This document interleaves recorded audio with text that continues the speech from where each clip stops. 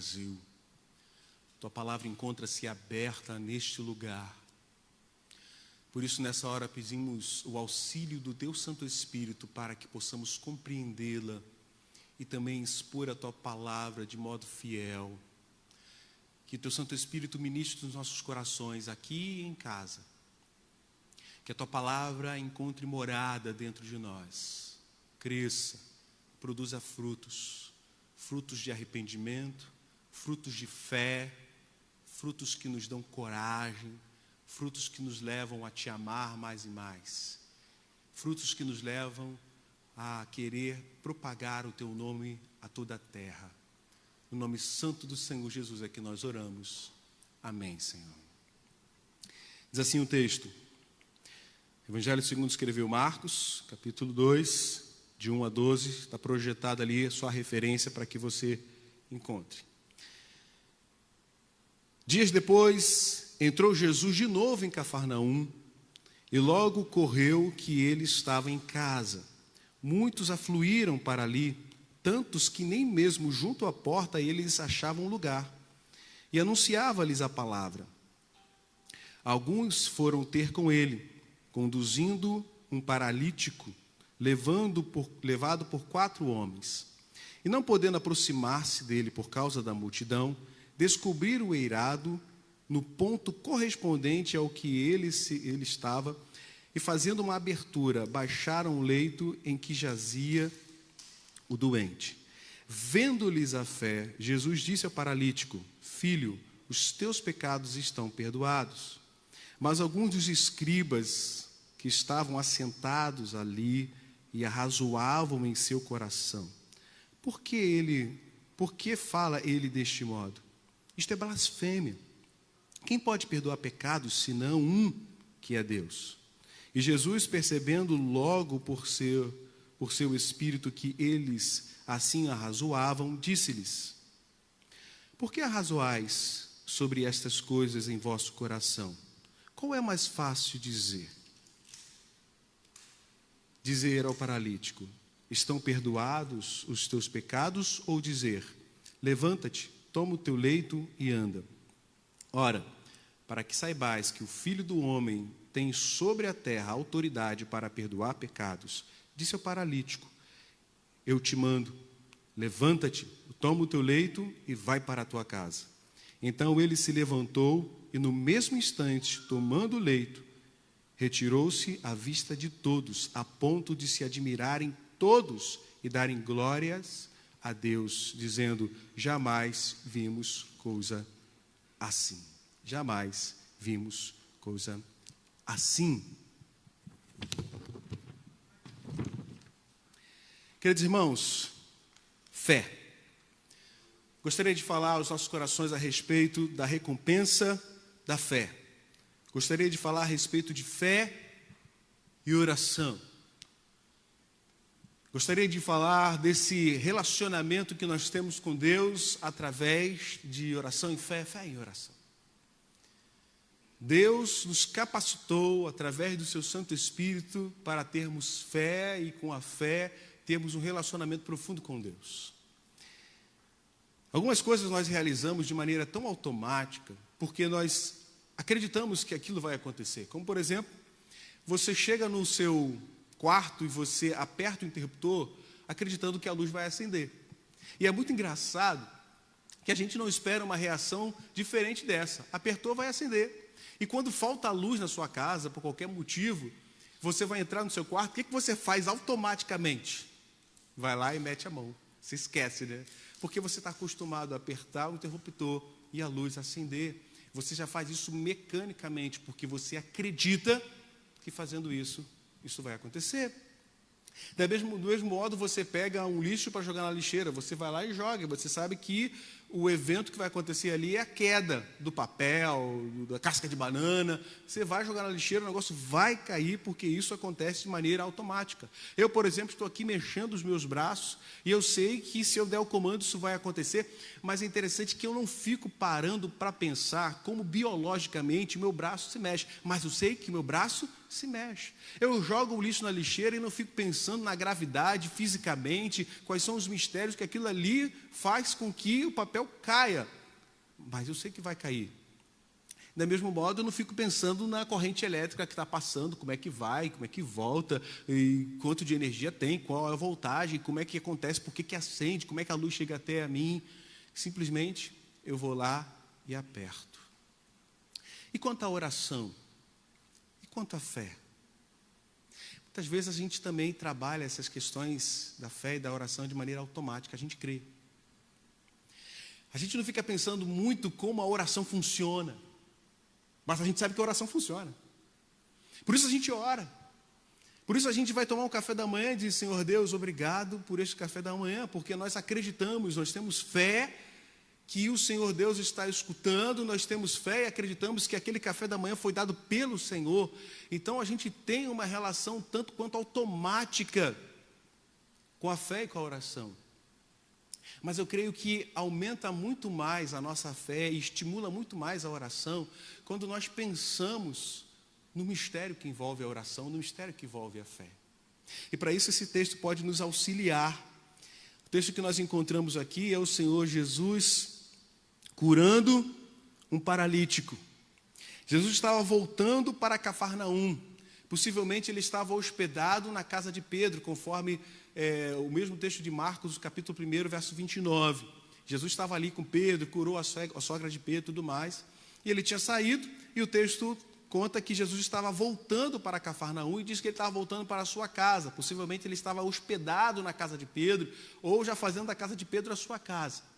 E quando as pessoas souberam que Jesus tinha voltado, e que Jesus estava ali ensinando, uma multidão invadiu aquele lugar.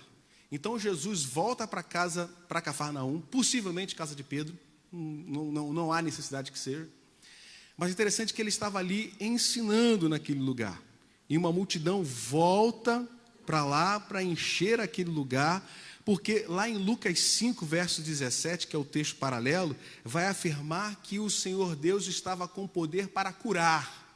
Então Jesus estava ensinando e certamente ali efetuando curas naquele lugar. E quando ali estava o Senhor Jesus, uma multidão em volta dele, 4 rapazes decidem levar ou um parente ou um amigo para que esse chegasse perto de Jesus e Jesus realizasse um milagre. Mas ao ver a multidão, que o texto, algumas traduções vai dizer que a porta estava tomada, o jardim estava tomado, não tinha como chegar até o Senhor Jesus. Então aqueles jovens têm uma ideia, decidem colocar pelo telhado. Mas para a gente entender um pouquinho como é que era a casa naquele tempo, entender o que aqueles rapazes estavam fazendo, as casas comumente elas tinham escadas para subir até o terraço. Só que era um terraço até frágil, era um terraço feito de barro, palha, então barro amassado com palha, sustentado por madeiras. Então aqueles rapazes, eles, por esse acesso, eles sobem para poder entregar aquele rapaz até o Senhor Jesus. E lendo o texto, refletindo sobre o texto, irmãos, eu não pude parar, eu não tinha como eu não ficar refletindo sobre essa cena. E isso é importante, você entrar na cena. Para pensar comigo. O telhado feito de barro, seco, palha, madeira. Então, de repente, Jesus que está ensinando ali para algumas pessoas. E no meio do ensinamento, Jesus está lá falando, começa a fazer um barulho. Porque não pensem vocês que de repente eles fizeram assim, desceu na hora, e isso foi uma fração de segundos. Não. Aqueles homens começaram a cavar e a fazer barulho, começaram a tirar um pouco ali do barro, da palha, da telha, né, do que era feito. Um buraco suficiente para que pudesse descer ali uma maca de 4 pontos. Então você fica imaginando, Jesus está falando, daqui a pouco barulho. De repente ele continua falando, daqui a outro barulho.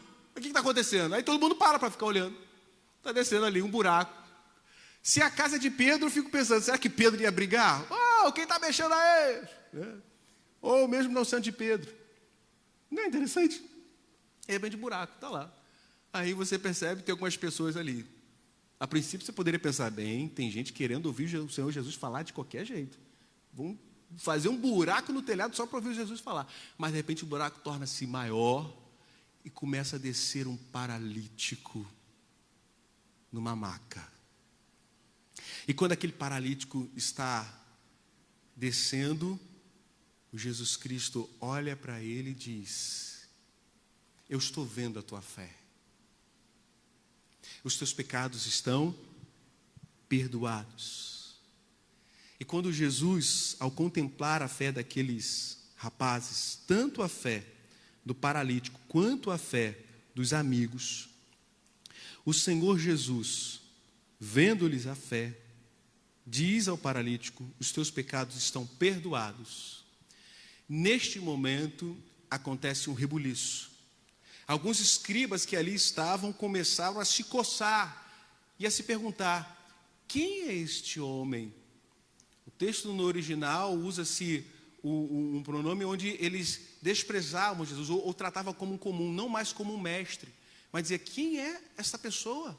Quem é esse que fala isso? Ninguém pode perdoar pecados senão o Senhor Deus. Isso é blasfêmia.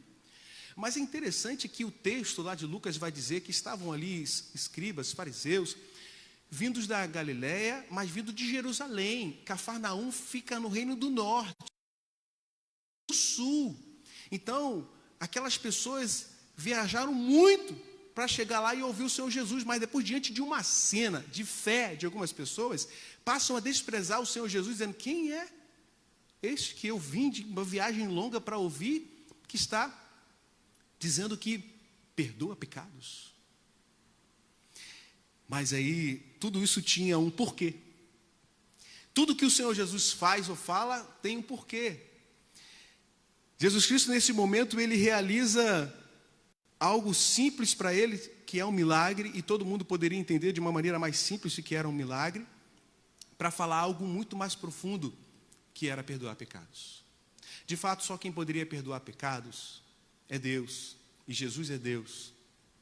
Então, naquele momento, o Senhor Jesus Cristo estava ensinando para aquelas autoridades da lei, que aquilo que é impossível, que é perdoar pecados, é possível para o Senhor Jesus. É isto que a fé e a oração faz. Nos faz conhecer o que é o impossível. Jesus Cristo já estava ali realizando vários milagres. Ninguém mais questionava o Senhor Jesus curar uma pessoa. Todas as pessoas ficavam admiradas.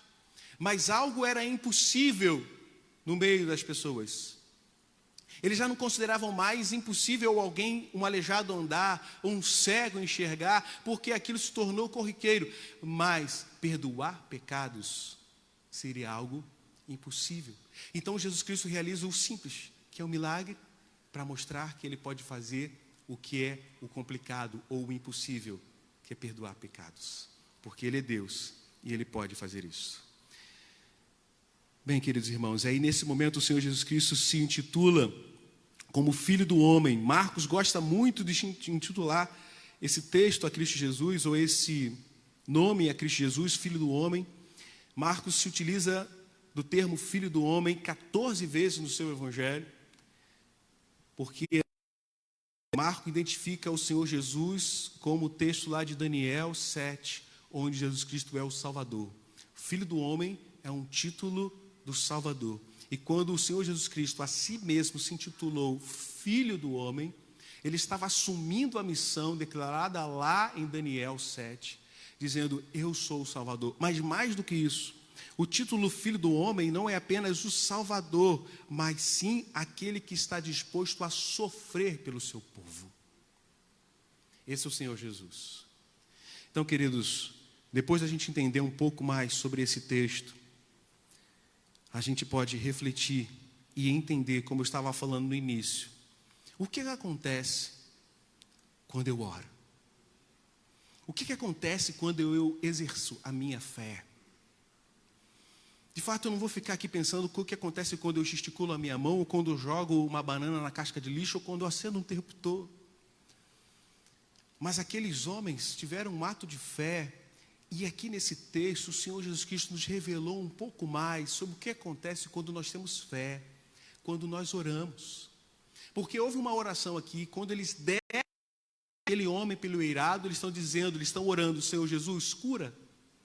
Era uma oração na prática. Senhor Jesus, cura o meu amigo, cura o meu parente, cura esta pessoa. E, ao mesmo tempo, era uma oração de fé, porque eles decidiram descer e levar aquele personagem, aquela pessoa, até o Senhor Jesus. E naquele ato, Jesus disse, eu vejo a tua fé. É isso que acontece quando você está no teu quarto orando. Jesus vê a tua fé. A tua fé, o Senhor Jesus contempla. Ele escuta a tua oração. Então, dentro desse mistério da oração e da fé, a gente precisa entender que Deus está nos ouvindo, Deus está nos escutando. Nós não estamos falando para as paredes, nós não estamos falando para o nada. Algo místico acontece. Falar em místico, quando nós oramos, não acontece algo mágico. A nossa oração não tem o poder de mover o braço de Deus. Mas há algo místico de que quando nós oramos, nós tomamos ou recebemos aquilo que o Senhor Deus já quer fazer, já está para fazer. Porque se você olhar, por exemplo, o texto lá de João 12, 37, eu vou ler aqui, o Senhor Jesus Cristo realiza milagres sem oração. Diz lá o texto, lá de João 12, verso 37. E embora tivesse feito tantos sinais na sua presença, não creram nele. Pessoas não creram no Senhor Jesus, mesmo o Senhor Jesus tendo feito milagres. Ele fez milagres sem fé nenhuma, e mesmo fazendo milagres, as pessoas não creram no Senhor Jesus. Diz o texto lá de João 12. Mas, quando o Senhor Jesus Cristo se encontra com alguma pessoa, Ele chama as pessoas a participarem daquilo que Ele pode fazer. Ele não precisa da nossa fé para fazer. Mas Ele nos chama a participar daquilo que Ele quer fazer. O Senhor Jesus está te chamando para você, através da oração e da fé, participar daquilo que Ele quer fazer. Portanto, a oração e a fé é um relacionamento com Deus, daquilo que o Senhor Deus está fazendo na história, na tua história, na história da humanidade.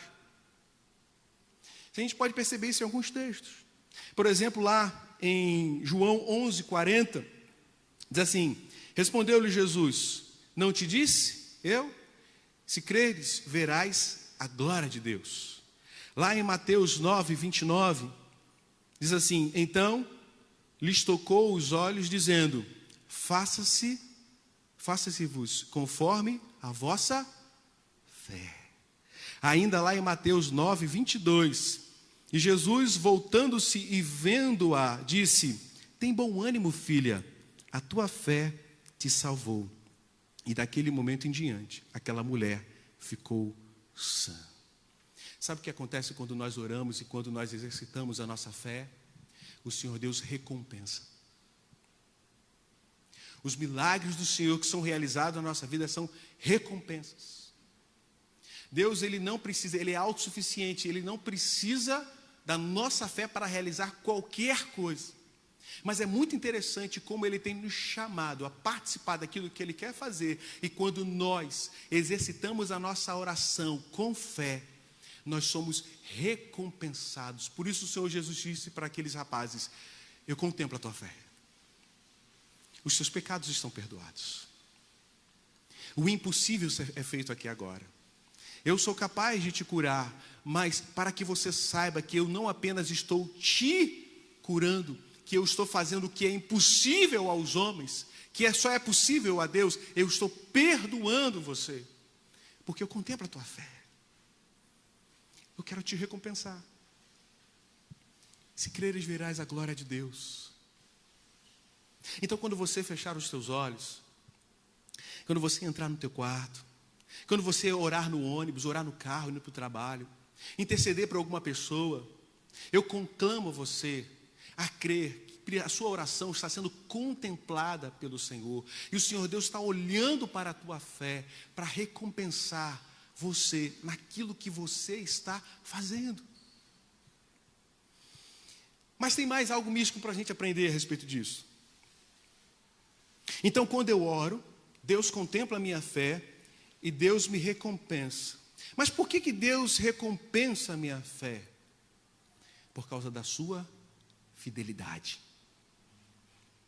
Queridos irmãos, todas as vezes que eu oro, não é colocar Deus à prova, mas a minha oração ela é fortalecida pela fidelidade do Senhor. Porque o Senhor Jesus Cristo disse: se você crer, você verá a glória de Deus. Se você crer, isso vai acontecer. O que você quer que eu te faça? Você crê? Então é feito.